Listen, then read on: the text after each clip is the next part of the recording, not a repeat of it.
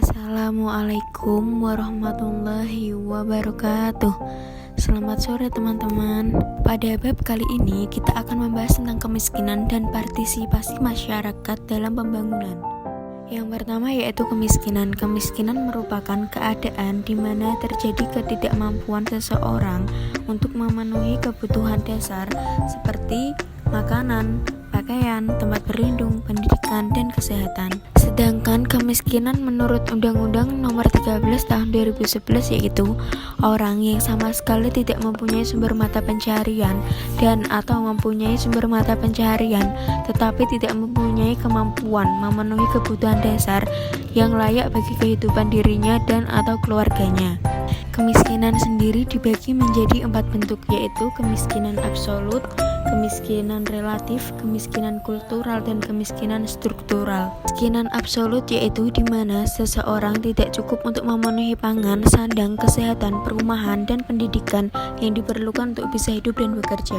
Kemudian kemiskinan relatif yaitu berupa kondisi miskin karena pengaruh kebijakan pembangunan yang belum menjangkau seluruh masyarakat sehingga menyebabkan ketimpangan pada pendapatan.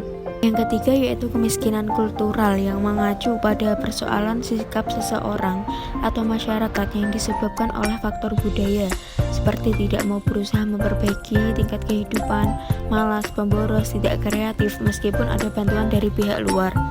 Selanjutnya yaitu kemiskinan struktural, yaitu berupa situasi miskin yang disebabkan karena rendahnya akses terhadap sumber daya yang terjadi dalam suatu sistem sosial budaya dan sosial politik yang tidak mendukung pembebasan kemiskinan, tetapi kerap menyebabkan suburnya kemiskinan.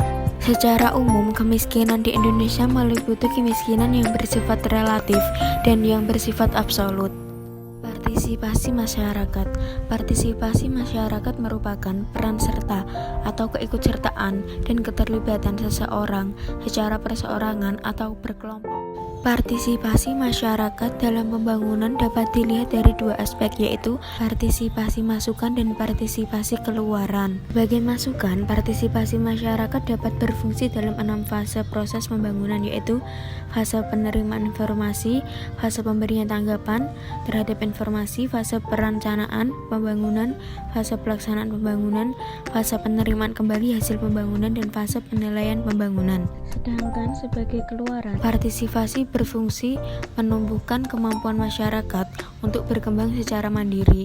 Sebagai keluaran, partisipasi dapat digerakkan atau dibangun. Selanjutnya yaitu keuntungan melibatkan masyarakat dalam suatu pembangunan. Yang pertama yaitu banyak persoalan pembangunan tidak bisa keluar dari lilitan persoalan jika rakyat yang dikenai proyek tidak terlibat. Jadi, jika sebuah pembangunan dilakukan dengan tidak melibatkan masyarakat atau rakyat, maka pembangunan tersebut akan memiliki banyak persoalan karena masyarakat tidak dilibatkan dalam hal ini. Seperti ketidaksetujuan masyarakat dalam pembangunan. Yang kedua yaitu dengan partisipasi, planner dilengkapi dengan informasi akan lebih berharga. Jadi ketika sebuah perencanaan pembangunan dilengkapi dengan informasi dari masyarakat, maka pembangunan tersebut akan memiliki nilai yang lebih berharga karena perencanaan pembangunan telah lebih akurat karena dilengkapi informasi dari masyarakat yang dimana informasi tersebut sangat penting ada dalam melakukan perencanaan pembangunan. Yang ketiga yaitu rakyat akan sangat menerima perubahan yang diadakan jika mereka diajak berperan serta di dalam merangsang untuk menghasilkan perubahan.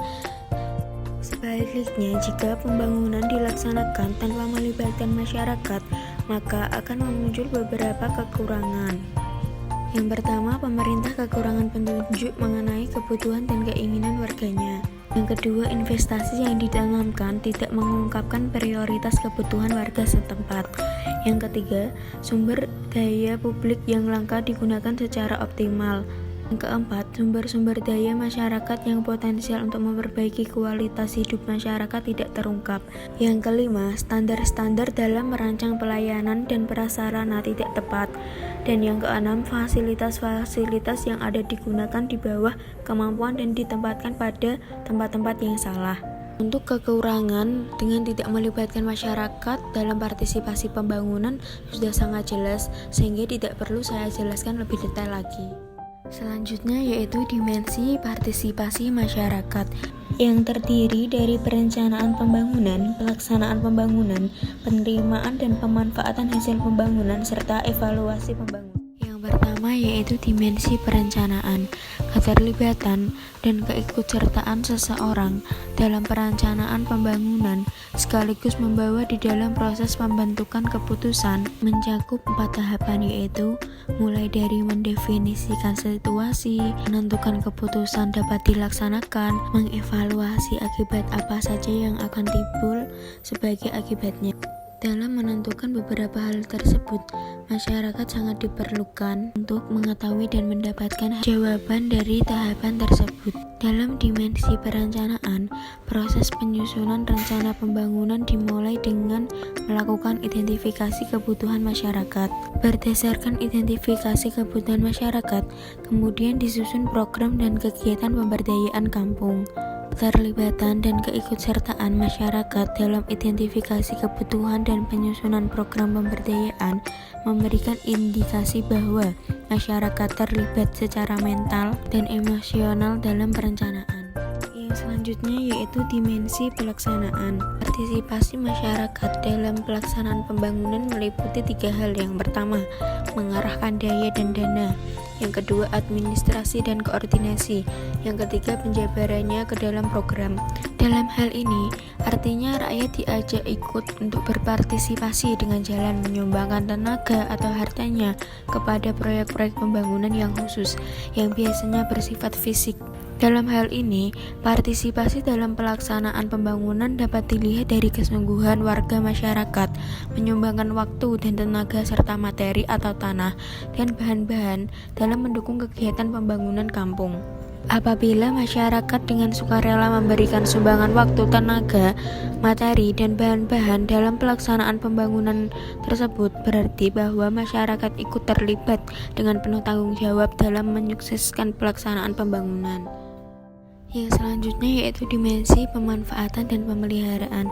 Partisipasi masyarakat dalam menerima hasil pembangunan berarti masyarakat menerima setiap hasil pembangunan seolah-olah milik sendiri, kemudian menggunakan atau memanfaatkan setiap hasil pembangunan, lalu mengusahakan menjadi suatu lapangan usaha, dan merawat memelihara secara rutin dan sistematis, tidak dibiarkan rusak dengan anggapan bahwa kelak tidak ada bantuan pemerintah untuk membangun yang baru.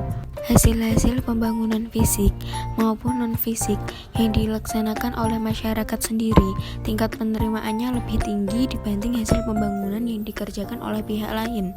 Jadi, penerimaan masyarakat yang tinggi mengakibatkan mereka dengan senang hati akan memanfaatkan hasil-hasil pembangunan fisik dan non-fisik tersebut untuk mendukung kehidupan dan usaha yang dikembangkan. Partisipasi masyarakat dalam memanfaatkan hasil-hasil pembangunan membangkitkan rasa memiliki dan tanggung jawab untuk terlibat pula dalam memelihara, melestarikan, bahkan mengembangkan lebih lanjut pembangunan tersebut. Jadi, dimensi terakhir mengenai partisipasi masyarakat dalam pembangunan berkaitan dengan evaluasi hasil pembangunan. Kegiatan evaluasi pembangunan penting untuk mengetahui apakah capaian pembangunan sudah sesuai dengan rencana dan tujuan dari pemberdayaan masyarakat secara keseluruhan. Namun, evaluasi juga berkaitan dengan pelaksanaan program pembangunan atau kebijakan yang dikeluarkan pemerintah dan berdampak atas diri masyarakat tersebut. Karena masyarakat merupakan kontrol dari adanya sebuah pembangunan oleh pemerintahan. Dan dalam melakukan evaluasi yang dilakukan masyarakat dapat berbentuk kritik, saran, protes, dan bentuk-bentuk lainnya yang disampaikan kepada pihak yang berkompeten. Hasil evaluasi yang disampaikan hendaknya dipantau terus tindak lanjutnya agar ada perbaikan atau peningkatan pembangunan pada waktu mendatang. Dari penjabaran materi-materi yang sudah saya jelaskan mengenai partisipasi masyarakat, maka adanya partisipasi masyarakat menjadi mutlak diperlukan dalam melakukan pembangunan. Karena adanya pembangunan sendiri merupakan suatu wujud pensejahteraan masyarakat oleh pemerintah dan meminimalisir kemiskinan yang ada pada suatu daerah. Pembangunan sendiri hanya akan berlangsung dan berhasil dalam memecahkan masalah yang dihadapi masyarakat bila mendapat dukungan penuh dari masyarakat yang bersangkutan. Sekian penjabaran yang dapat saya sampaikan mengenai kemiskinan dan partisipasi masyarakat dalam pembangunan.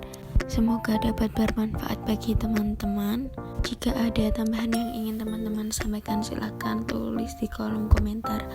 Wassalamualaikum warahmatullahi wabarakatuh.